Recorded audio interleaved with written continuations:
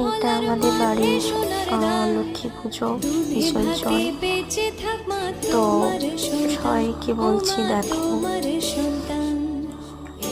বাড়ির লক্ষ্মী পুজো মা এসেছিল, মাকে বিসর্জন করে দিতে হবে।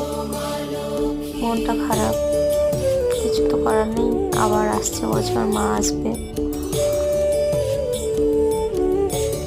মাকে বরণ টরণ করা হচ্ছে, সবাই বরণ করছে। মাকে বরণ হয়ে গেলে মাকে বিসর্জন করে চলে আসবে। ভিডিওটা অনেকদিন ছিল, পোস্ট করা হয়নি। তোমাদের যদি ভালো লাগে লাইক করো, কমেন্ট করো, শেয়ার করো, এটাই চাই।